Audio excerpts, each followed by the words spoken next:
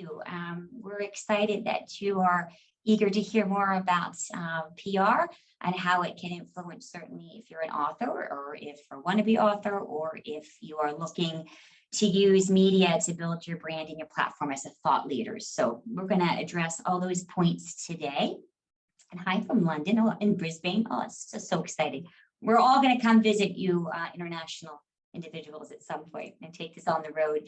But I'm excited. I am your moderator today. I don't like my voice, but happy to invite all of you in, and thrilled to have your group of panelists to answer, I think, some really great thoughts and thought-provoking pieces of media and how it relates to all of you. I oversee all of publicity here at Smith, been here for 13 years, going on 14, and have been in the industry for too long, over 25 years. So aggregate here, our panelists, we have decades of experience in publicity. And the team compiled here have been heavily focused in book and thought leadership publicity for their careers.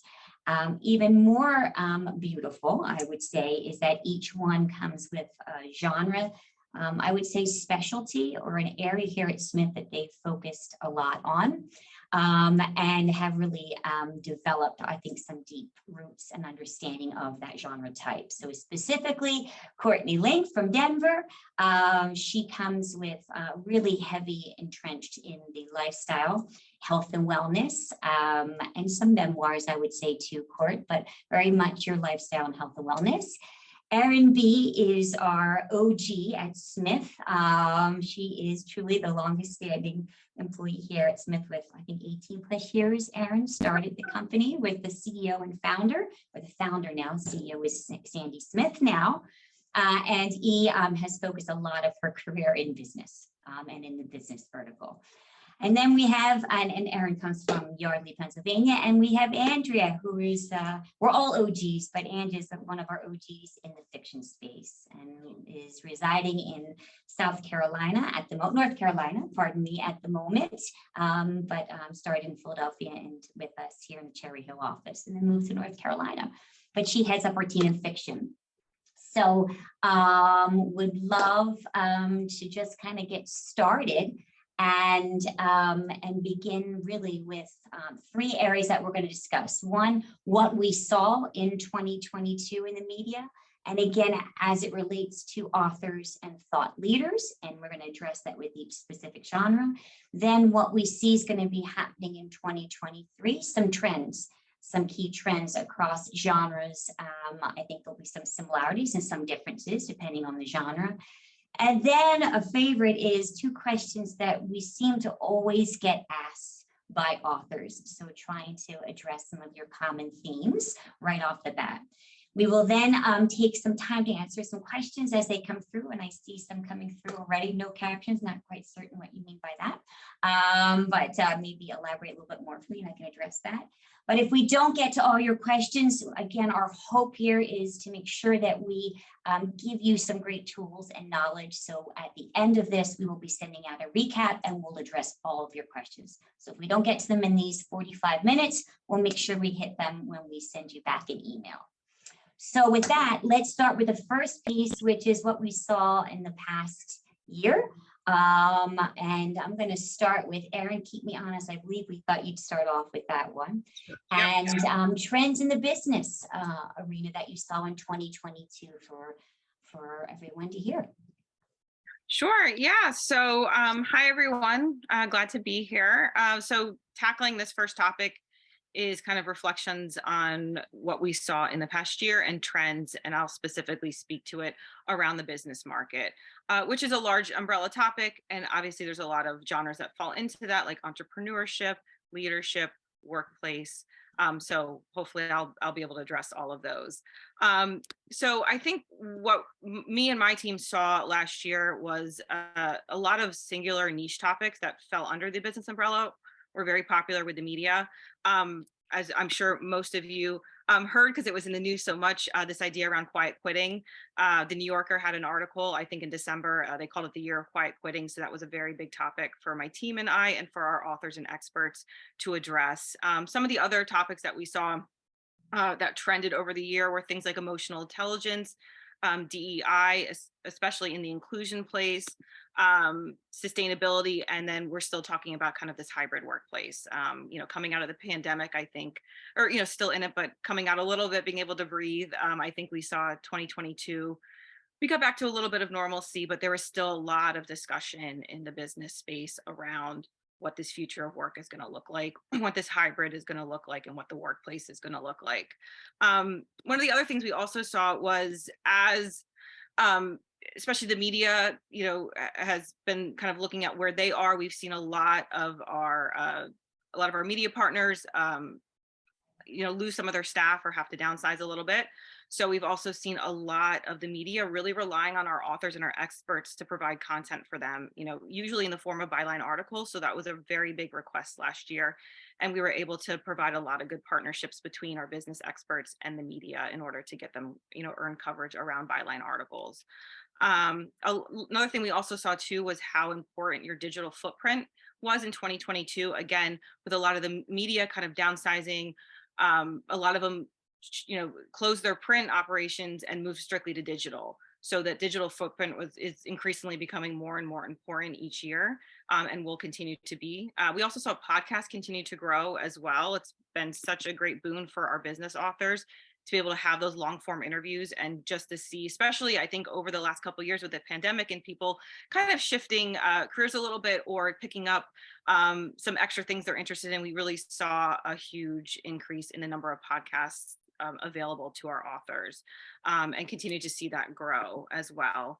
TV too, continues to be a competitive market as well. There's still, not as many slots as there is great guests. However, one of the nice things we also saw was that the playing field got evened a little bit because they moved into using Zoom as a place where our authors could do interviews rather than having to travel to the studios, especially with affiliate markets in New York, LA, Chicago, those big ones that everyone's interested in. Before, you really had to travel into the studio to do it. And with the pandemic, they really moved into doing Zoom interviews, which, like I said, really evened the playing field for our authors and gave them even more opportunity to share their message. Fantastic. Before we jump to courts and lifestyle and health and wellness, just 2 points, everyone as well. When we say the byline articles, and also there's some rather contributorships that are also available, except they require your time.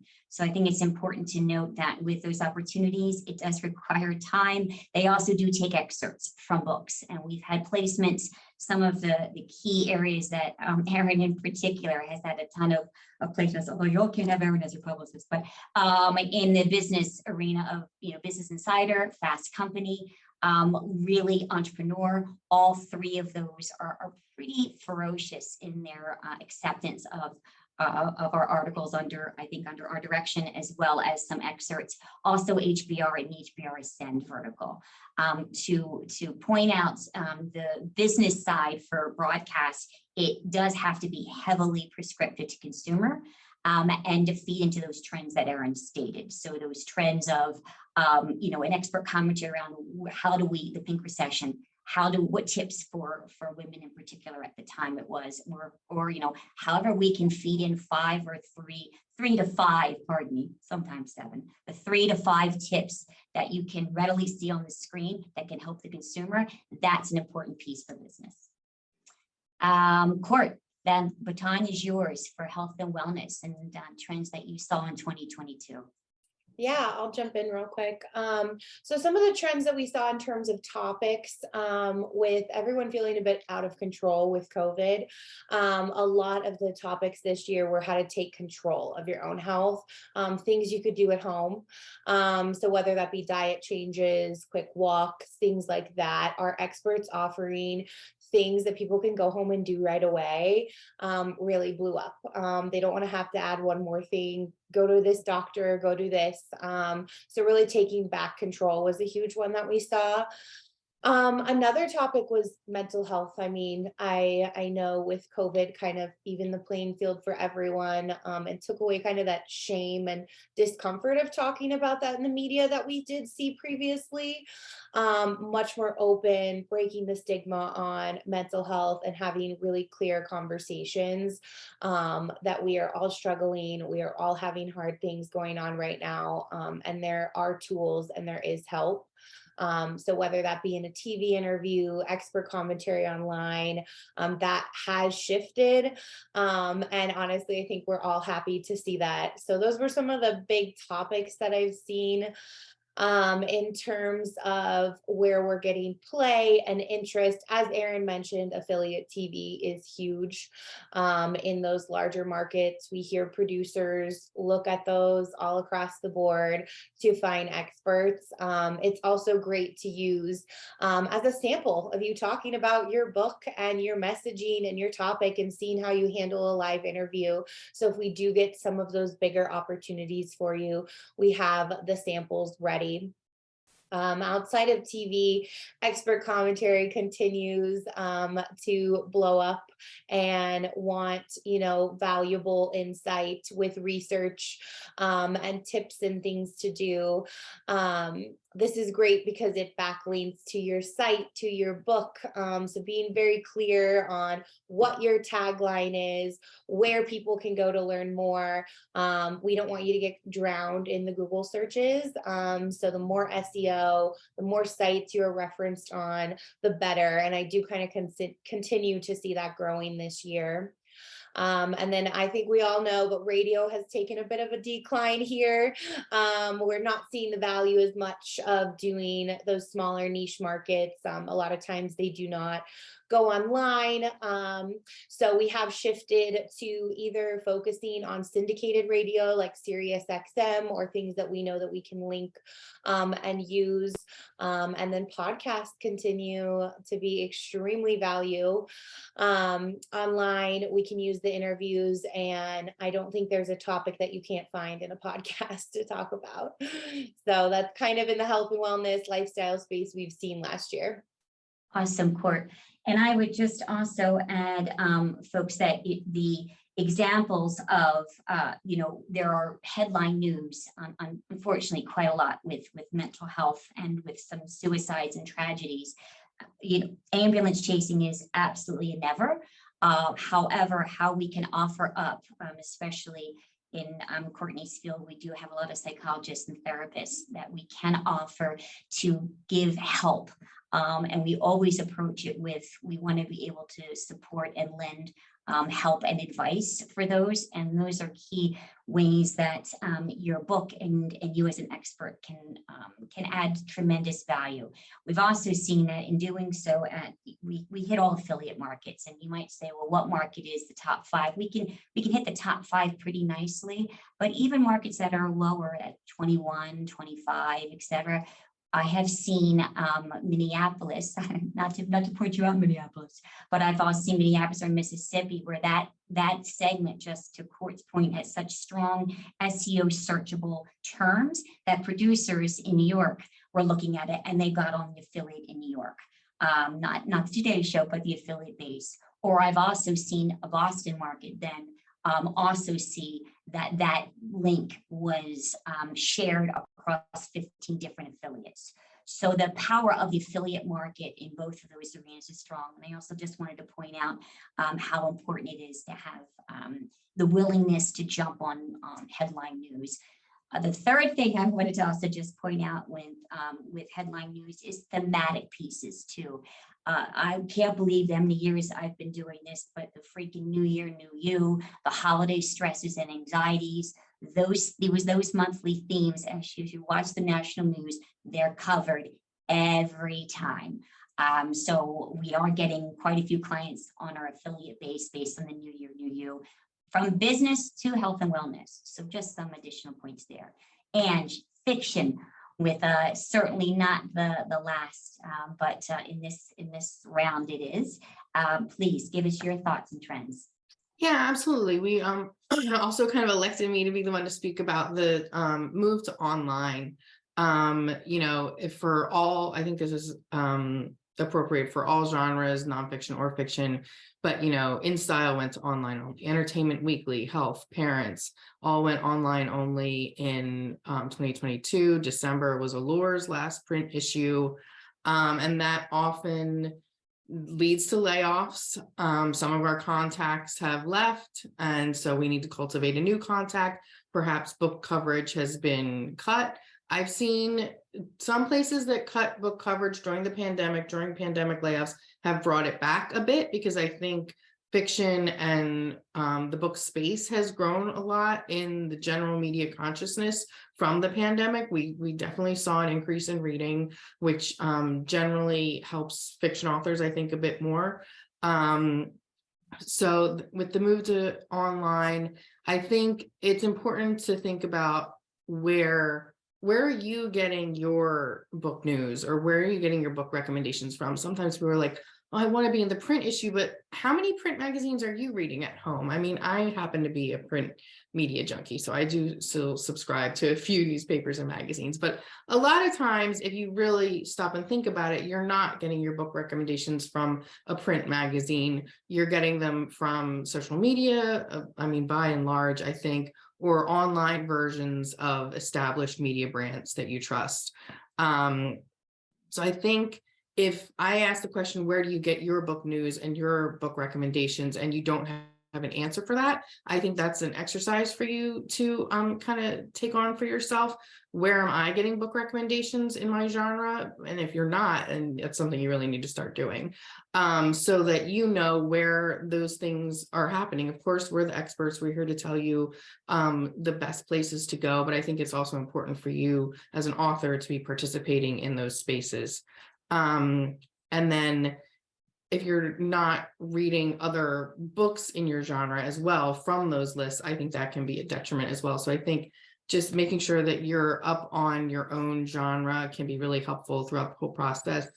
The major outlet lists for fiction, which I think of as Book Riot, BuzzFeed, Pop Sugar, Bustle. I'm not talking about bestseller lists, but like 5 romances you have to read this month. And I think we've seen a little bit of oversaturation with these lists, because I mean, if you listen to all these lists, it's like 35 books you have to read this week, like in just this genre. It's impossible to keep up with. And so I think there's been a little bit of fatigue with those sort of lists, but they are unfortunately the main way book coverage is still getting into the major outlets that I mentioned, partially because of Amazon affiliate revenue. If BuzzFeed can put a list of 60 books that you have to read in April, then they get affiliate income from the links to Amazon or Barnes and Noble or whatever bookseller. So I think that's one of the reasons why we're seeing that happening. And I know I can talk about that until I'm blue in the face, and authors still want to be on those lists, of course. And so I think it's about getting there at the right time. A lot of times, an author, a journalist, for instance, is going to have books set up for June already. They're going to know what books they're going to feature in June. So if I'm sending them a book in May, it's kind of too late. I mean, I'm already, I personally have a lot of arcs for the summer already, and I'm not even a journalist anymore. I just happen to be on some people's lists. So I think getting there early for fiction is really important. A lot of times people say, is it too early to be talking about publicity? And I just think it's almost never too early to be talking about publicity. I think we've seen in our own work earlier and earlier arc periods, which is what we call the phase when we are sending those advanced reader copies, ARCs, out to journalists and reviewers. We're seeing that get earlier and earlier. So I think that's really important. And the earlier you can get us even a digital copy to share with reviewers is really valuable to us. So talking about that with your publisher, or if you're self-published, thinking about that when you're thinking about your production timeline, we'll need those books, or at least a digital version, quite early, so that we can try and get to those people at the right time. And I think there also has been a big trend of A-list authors themselves being contracted to write those lists. So the big pop sugar list might be by a really popular author. That author is going to have their own network that they want to feature and their own agenda with like featuring my publisher, featuring this person who gave me a blurb. And not if there's anything necessarily wrong with that, but I'm just kind of speaking to there is a lot of gatekeepers to those lists. And, you know, we're seeing new gates come up. And so I think looking outside those lists is really helpful, which we always try and do. And I think we're really good at helping authors navigate, okay, well, if you want to be on the pop sugar list, what are the things that can help you reach that audience if the pop sugar list, for instance, is just not achievable for this title?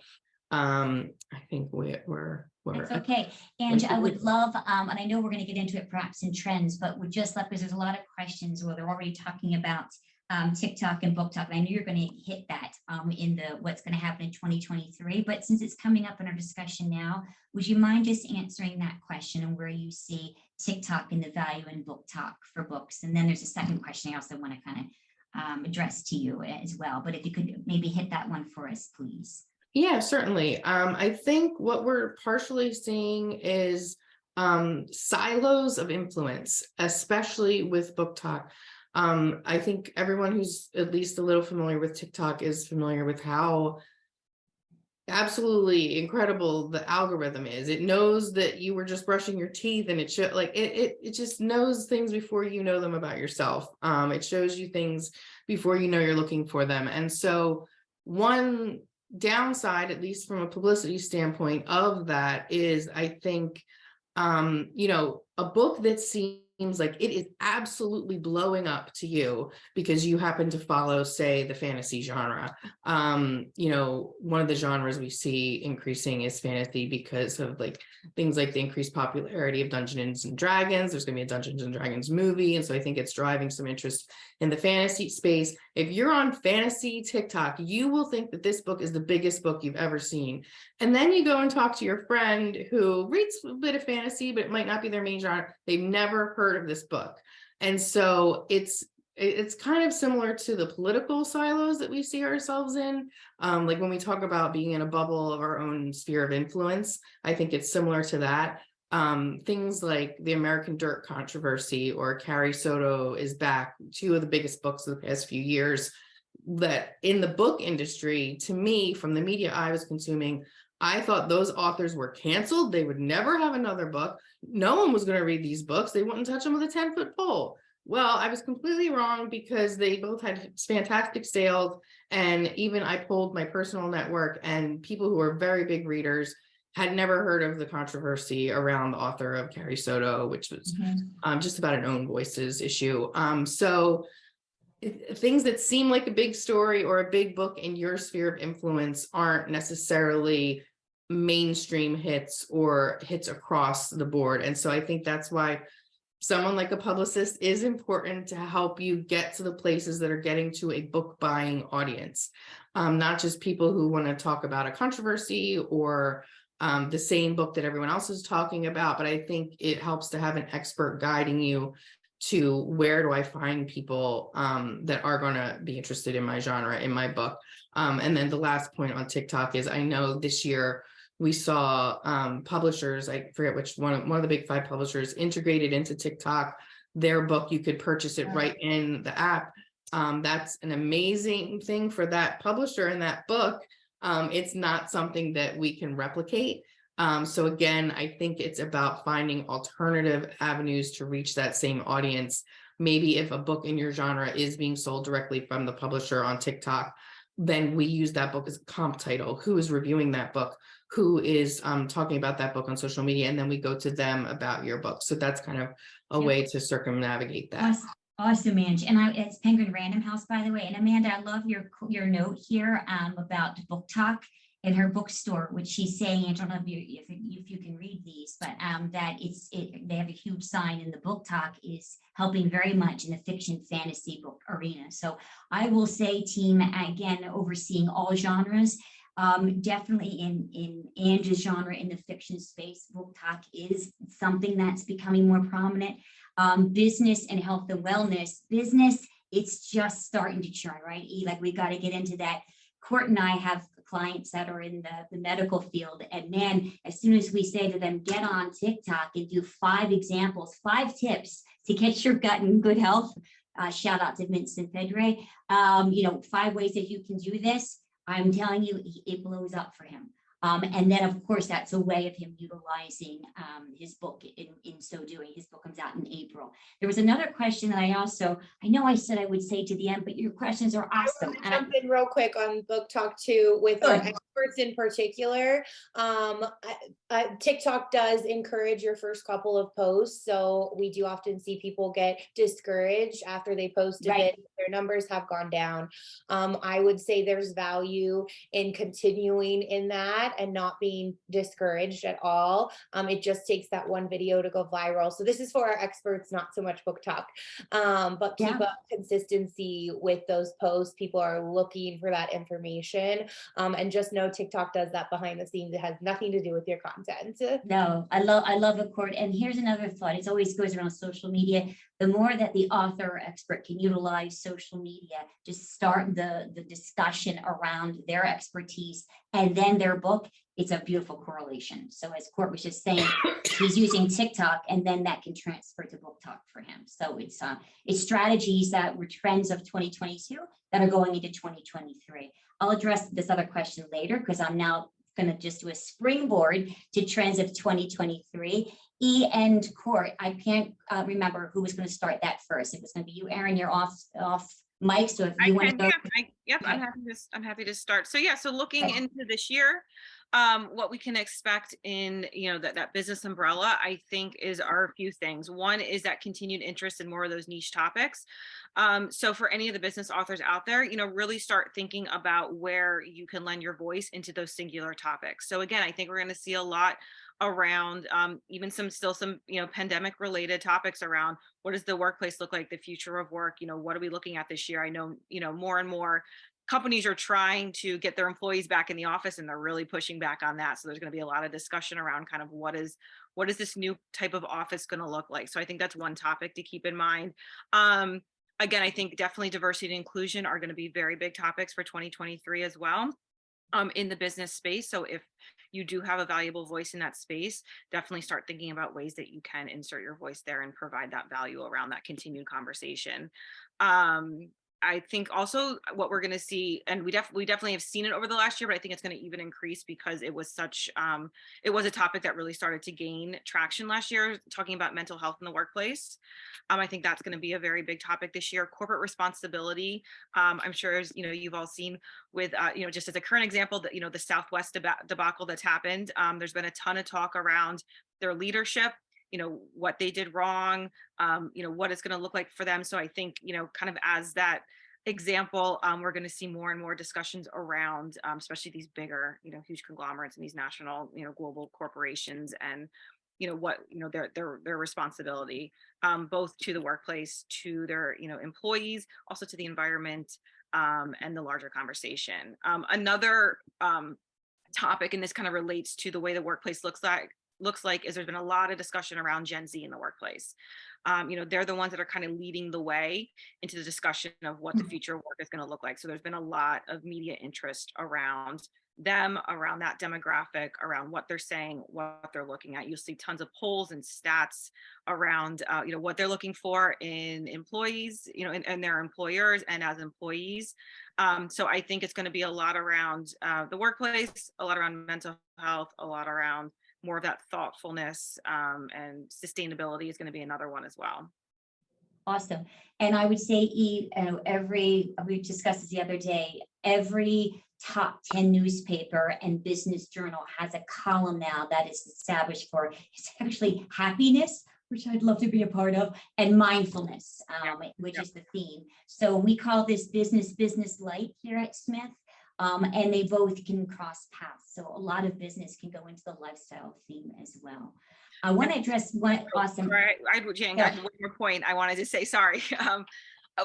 Related to all of that, I think one of the things, and this really goes across the board for all of our nonfiction authors, but essentially in the business space, because, usually the business authors that come to us are, typically established, whether they own their own company, they run a company, they're an entrepreneur, they have a startup. So, part of, a really important part of those campaigns is certainly the book, but really the value and the expertise behind the author. So there's three things that I would encourage them to keep in mind. And I think as as there's more voices being inserted in the conversation and there's a little bit more competitiveness of media going, looking for sources, there's something I call the 3 C's that I think are really crucial when you're sharing your work and your expertise. One is the credibility. Obviously, if you're going to be talking about a topic, you want to make sure you have the credentials to back it up. The other one is the content. You obviously want to make sure that you have enough content to share, something valuable that you can share with the media. And then the third C is clarity. Make sure that what you are sharing of value is very clear and can be accessible to viewers and to readers. So those 3 C's I would, keep in mind as you're on your journey, whether you're just launching a book, your book has come out, you're looking to, bring more business to you or to launch your speaking career. If you follow, I think those 3 C's, it kind of sets you up, hopefully for, more success. I love your 3 C's, and I'm loving the chats here. Kate just bought books from everyone. Kate, you are the gold star. You're hired at Smith if you want to come. And Sarah, I love your thought around the mental health discussion for indie books. Couldn't agree with you more. We are seeing such an influx. We have been seeing such an influx in that arena, and openness and willingness. And it goes back to another chat that someone had, which I happen to adore, which is around personal stories and storytelling, and how that's another theme that was and continues and is never going to end. And Court, it's going to be a good springboard for you for health and wellness, because you and I often go around, do you have to have credibility as a therapist, a psychologist for expert commentary? Can you have a really good story? And help people through your own travels and your own journey. So I love all three, as you know, and I think there's a space for all three. So that's a springboard for you, Court, to then carry the baton around the mental health and wellness in 2023 and some of your themes. Yeah, absolutely. I'll jump on in. So you touched on it briefly, Janet, earlier, but I'm going to dive into a little bit more. This year, we continue to see the awareness months being really significant. I would suggest, we do it when we start a campaign, but if you're doing it on your own, Google days, weeks, months. There's some very common ones. There's some ones that you would not think about. There's World Kindness Day. January is actually divorce month. I have a collaborative law expert, and we're really leaning into that. And she really talks about a pathful way to divorce. It's not really a topic a lot of people would talk on, but it's something that people need help in. So kind of doing your research, finding out some unique angles that would be helpful is going to continue to trend. I would be more careful with some larger awareness months. Women's History, Mental Health Awareness Month. We still see a lot of value in leaning into these months. But I would say with those larger ones, we're looking at more of that's a tie-in, but here's a unique angle that this specific expert can talk on. We really want to distinguish you from other experts in the space. So really being clear on fresh ideas, fresh takeaways, something that people haven't seen before. It is really, really a great way to do it. And Jan, you touched on a little bit, but we do see 2 avenues specifically in the health and wellness space. So we have your psychologist, your therapist, your counselors, people with this expertise who are coming in more from advice.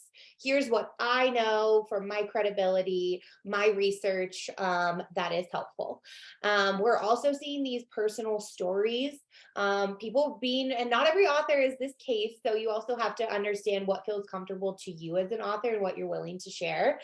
But really being vulnerable, talking about your hardships, adversities you've come over, things like that, and sharing on it rather than I have these credentials and here's what I'm telling you to do. You're going to come in and just say, hey, I can connect with you. I hope you can connect with my story. This is what I went through. This is how I personally got through it. And I hope that you can find hope and maybe a similar path to finding that same kind of future. So we see 2 really avenues here. So if you are, falling in the self-help, the lifestyle, the memoir space, you might want to ask yourself that question of which avenue you fall in and how comfortable do you feel sharing stuff like that. that kind of leans into the memoirs that we're starting to see. This year, I particularly have gonna see a growth in those personal essays on top tier sites. HuffPost, USA Today, Newsweek is open the floodgates to people being willing to share their personal stories. The one thing that we're seeing though is the headlines a little splashy, but we want to stay authentic to your messaging. So if you do have a story, you have to be a little bit open to play around with that. But then really diving into your truth and your story. Some placements we had last year were with the headlines were born into a toxic Mormon dynasty and how I reclaimed my life. So again, a little bit splashy, but diving in with her story there. Another one was, I don't know if my young son loves me, but I am devoted to him. So very interesting angles, different. I wouldn't say that there's a common theme here. I wouldn't say if it's mental health or if it's your family trauma. They're really open to a lot of personal essays. It's just you being vulnerable and sharing your message and your journey. So I continue to see that growing. And if you are releasing a memoir, there's something to keep in mind that that might be an aspect of your story we take from the book and turn it into a personal essay. Fantastic, Court. And I just saw a response from Kathy where she had 2 of her essays published around her cancer journey. And the answer is yes. You know, Huffington Post, USA Today, I think you mentioned them, Court, Huffington Post, USA Today, and Newsweek all are very open to our stories and saying that. Court, you know, I would say, if we're going to say what is a banner for health and wellness when we have our experts, and of course MDs are included in that, and some PharmDs as well, is if you're willing to have your expertise and talk about your personal story. If you do, so that gets Court smiling right away. It gets you smiling. That's right my dream. Can anyone who wants to do that come my way? It's not always the case, but if you don't want to do both or you don't have both, there are different pathways that you can choose. But if you do have both, all power to you. Let's talk about it.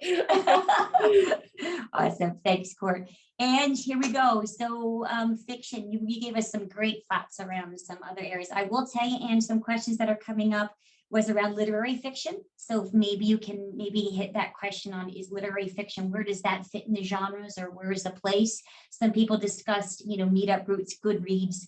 I think you maybe also mentioned NetGalley is another avenue for us that we do use for reviews of different for fiction, but literary fiction did come up in the chat. So didn't know if you wanted to if you would please address that and then go on with your points. Yeah, sure. I mean, literary fiction is a little bit harder. I'm not going to lie, because, you know, we have a list of fantasy reviewers. We have a list of you know, romance reviewers. It's harder to compile a list of people who cover literary fiction, and it's also more competitive because the people who are covering that are, you know, the New York Times, the Atlantic, and they're places that are mostly have, you know, journalists have relationships with major publishers, and so it's a competitive space.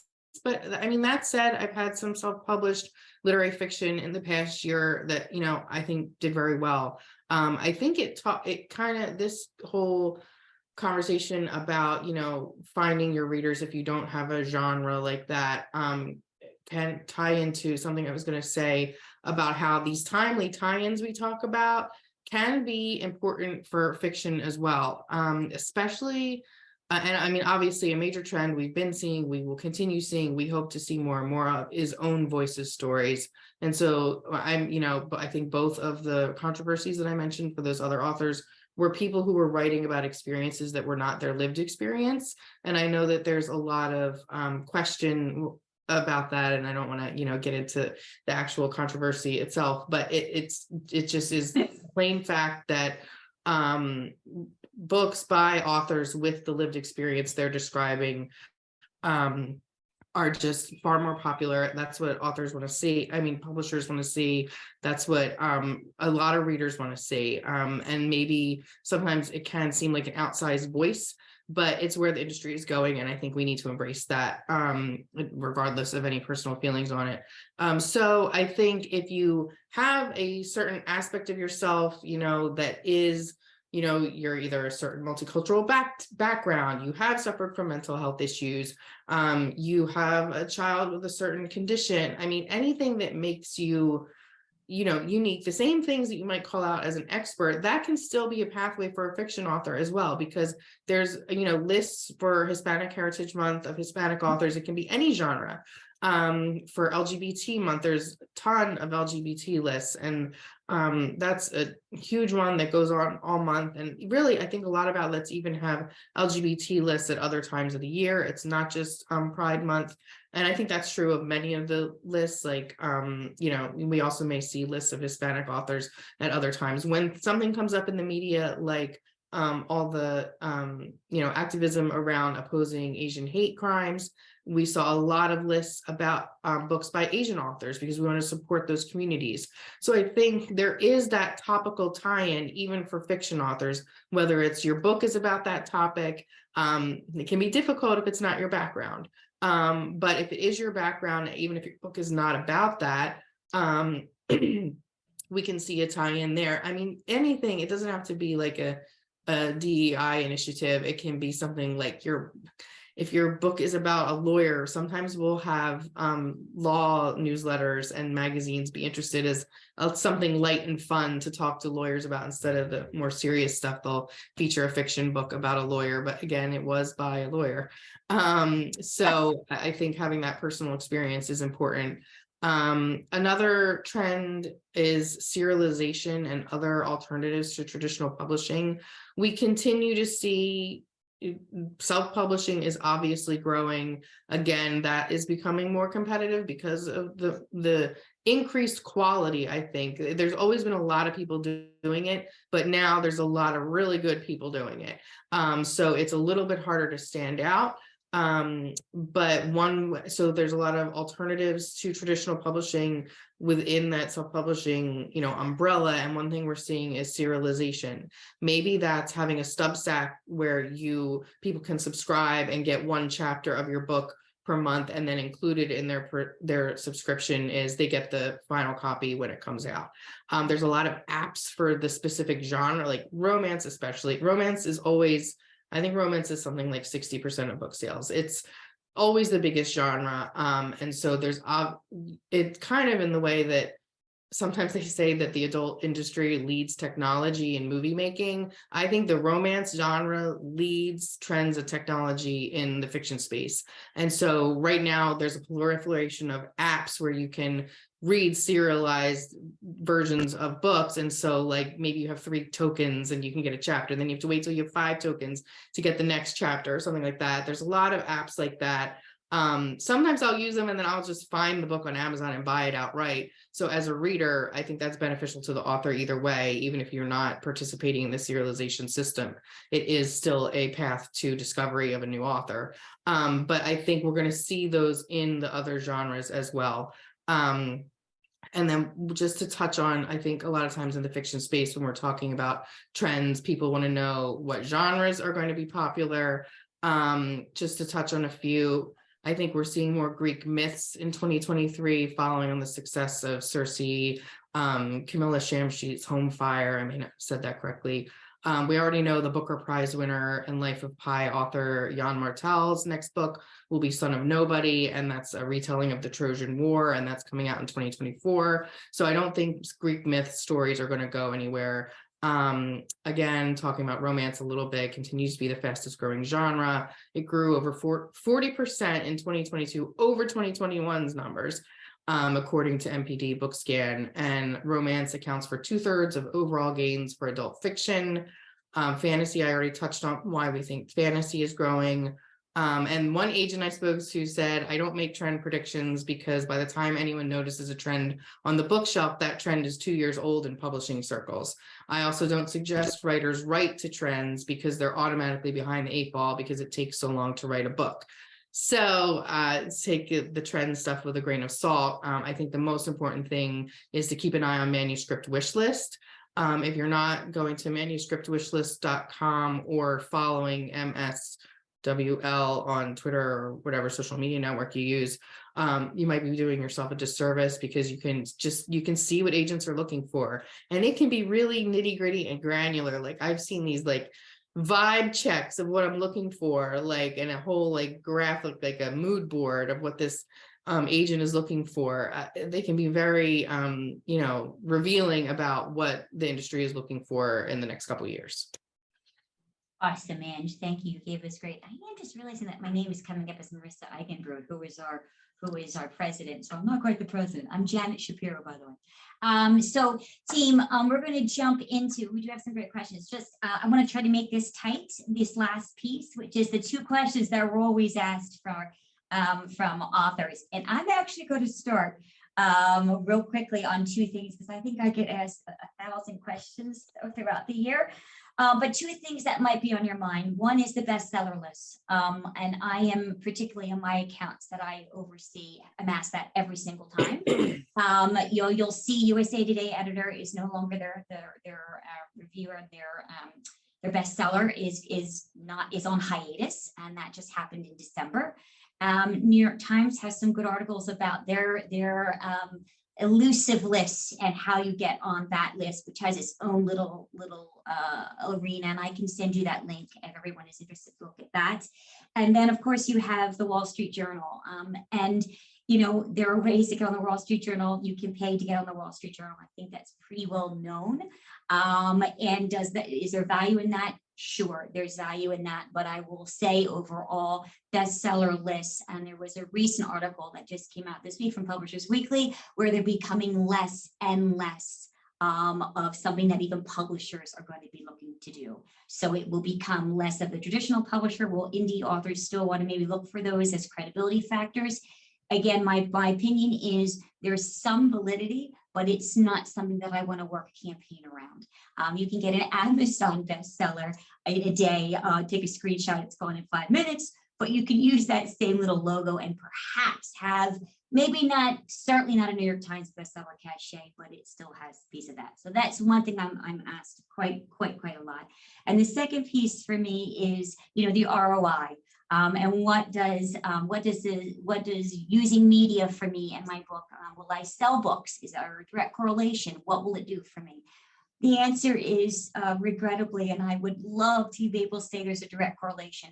Have we sold books off of a great segment online, off of a segment online on a mid-tier like Shino? Well, Shino's isn't mid-tier, but I would say off of some articles that have gone, a little bit viral. The answer is yes. Psychology Today post, A Mind Body Green, one of our HBR Ascend, as Erin was discussing, that Gen Z vertical. Have we seen book sales from that? Yes. From a podcast, 1000% yes. Is it in the hundreds? Is it in the thousands? Some have been. We did have a podcast recently. If you're going to ask me specifically which podcast that was, it was a health and wellness podcast, and it was not top 5%. But had the right audience, right captivity, and bought the book. And that book was around anxiety and depression, by the way. So those are two key questions that are always asked of me: what publicity does and can do. It is a factor of building credibility. It is a factor of building your brand. And it is one where you can build more on your website, showing the excitement and reviews and people that are covering you. So it does that. And the partnership between an author and a publicist is critical, as Courtney loves the author that comes with that threefold expertise, willingness, and third, they're going to tell their story. That's heaven. And for Erin and Ange, it's heaven to have a partner who's going to, of course, brainstorm and also perhaps write some other pieces for us that we can use. So enough said. I'm going to, Ange, I'm actually going to start with you, if you don't mind, because you've always been going last on the your 2 questions. Sure. I don't know if we want to also, I know we've been addressing them throughout, but I don't know if we also want to make time for. We are. So just, if we can go. Yep. I think I took a little too more there. Sorry about that. So let's see, my 2 questions. was, do reviews matter? Which reviews matter? And I think consumer reviews are the reviews that probably matter the most. But it also depends on your personal goals as an author. If you just want to be in trade publications because that is what legitimizes an author to you, we are going to try and make that happen for you, and find the ones that are most appropriate for whatever publishing path you took. And so we can make that happen. Again, kind of what Janet was saying, it's very hard to predict what media reviews are going to trigger book sales. We could have a book featured in the New York Times and it doesn't see a bump at all, and then we have it featured on a niche fantasy site and they sell 100 books. And so it's that, because that's so hard to predict, I hate to chase that.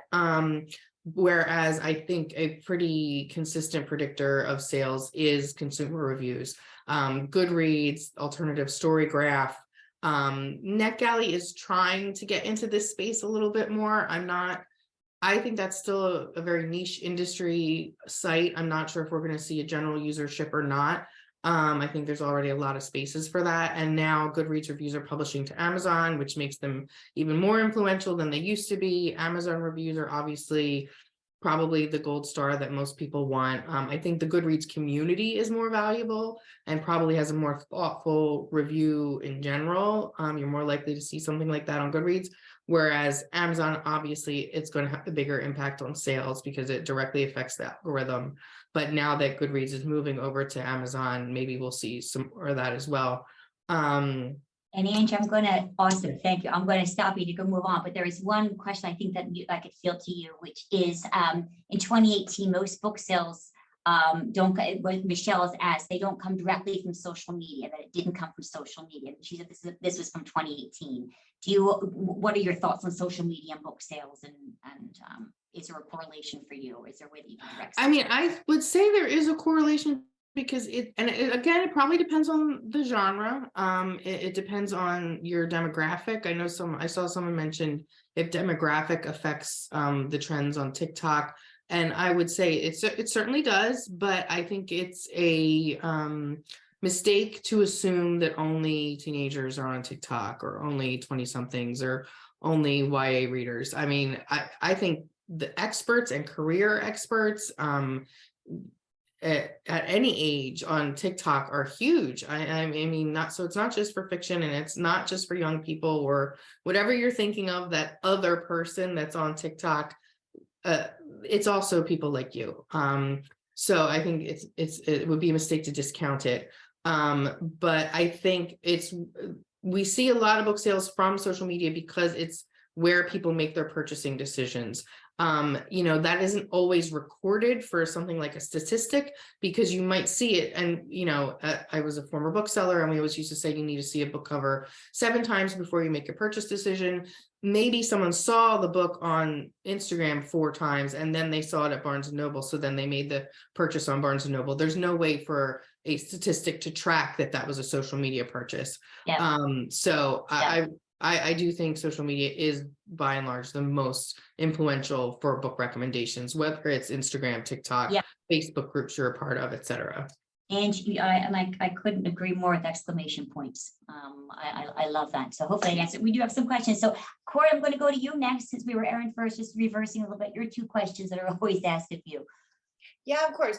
I'll go through quick so we can get some other questions, but hopefully our questions answer some questions in the chat too. One I always get in my space is, how much writing do I have to do? I know Erin gets this one as well. Not so much in the fiction space. Writing is always a factor when it comes to a PR campaign. I would just take a look at whether you've already written your book or you're planning on it right now. If your book is written, with chapter takeaways, with actionable advice, that is like gold for us as publicists, and we're going to use your text as much as possible, pull from there for excerpts, standalone articles. Obviously, if it's a publishing house versus self-pub, that can vary on how much excerpts we can use. But depending on that, I would really put that into forefront. If you do not have that available in your book already, then that's something we'll work together at the beginning of the campaign, or you can factor in some topics that you want to talk about to pre-write some articles. So that's a question I always get. I would say save a little bit of time, for some writing, because it's a key aspect in the campaign or for your book publicity in general. My next one is, how do I condense my ideas into a 3-minute interview? I work in the TV space a lot. And that's the biggest, scariest thing that happens when an author says, I have 3 minutes to do my interview. What should I do? From the beginning of your campaign, it's super essential to lock in your key messaging. So what can you talk about? What is your book about? What is your expertise? So being redundant, saying the same keywords. People are always worried about, I can't go on this TV station and say the same thing as I did the other. Keep your tagline consistent. Say you're a psychologist who specializes in anxiety and depression and you're the author of. Keep those key things consistent. And I would also say, make sure you're aware of the different angles that you can go in. So you may be a psychologist and only want to talk about the mental health aspect, but there's statistics about people leaving the workplace, and you step in and talk about how mental health is actually a huge factor of why people are leaving the workforce. So being able to take your same core messaging and bring it to different areas, to business, to family and parenting, to women's interests, is a great way to stay solid with your messaging. We just take it to different audiences, different potential book buyers. Awesome. E, you're up. Okay, great. So yeah, I'll make it real quick as well. So 2 questions that I'm often asked in the business space. Again, because a lot of times working with business authors, they're very busy. They're running companies. They're, running startups. So they don't have a ton of time, but they want to know how much time should they be expected to spend on the campaign. I think Janet had alluded to this a little bit before, and I 100% agree that partnership is so key in your publicity campaign. If you're going to take the time to embark on spending both time and money and energy on publicity, then being a partner with your publicist and also being a partner with the media is so key. So that means, being consistently available for those interviews or for those opportunities that the media is presenting. If you find that you don't necessarily have all of the time to do the writing or to do the social media, then looking to put together a really great team that can partner up with your publicist and the media to help with writing those articles or help, putting that content out with social media is so important as well. But the bottom line is, the more you're able to put into the campaign as far as time, the more it can lead to meeting your goals. So we're here to partner with you, and we very much encourage you to put in as much time as you possibly can. Awesome. The second question real quick as well is, social, we talked about this a little bit, so I'll just mention it very briefly, is, social media for your platform, how critical is it? What we're finding too in the industry is it's not so much the number of followers is necessarily as important as having a regularly updated platform to engage, with your potential readers of the book and the media. It's also, it's also another great platform to share news about you, the book, and especially your media coverage. Because, when your media coverage comes out, the media will only do so much with it. So having that extra space to share all of that great coverage on your social platforms is super important. The last piece of advice I'll leave as far as social media is only to commit what you have time to spend on. So for instance, for our business authors, we really encourage them to have a robust platform on LinkedIn. And if that's the only time you have to spend there, then spend it on creating the best LinkedIn page that you can versus trying to diversify into, Twitter and Instagram and, and Facebook as well. So, pick the platforms that will allow you to your audience, and also the ones that you can spend the most time on and to engage with. Awesome. We could go on. I know your questions and your chats are phenomenal. I just can't thank you all enough, but I know that this line's got to get used by Marissa in a minute. So we have, I think officially 11 questions or 12 questions, a lot of them around book awards, a couple of them around book awards. So we're going to group them together. We will respond to them, myself and the team, and we will have these back to you in a follow-up email from all of us, along with an additional link that you can ask more questions. Hope that you got a good bit out of this. We certainly love being able to share our knowledge. It kind of came off the cuff a little bit. We've rehearsed slightly, but wanted to really just give you generally some thoughts around on you as an author, as an expert, and publicity. So the very, very best to all of you. I love some of your books I'm seeing in the chat. And yes, I do love religion books, which I knew came up a couple times. And we do here at Smith. And just very, very good luck to all of you in your journeys, whatever they may be. And team, you know, you're the best. You're the best in the business. So thank you. Thank you.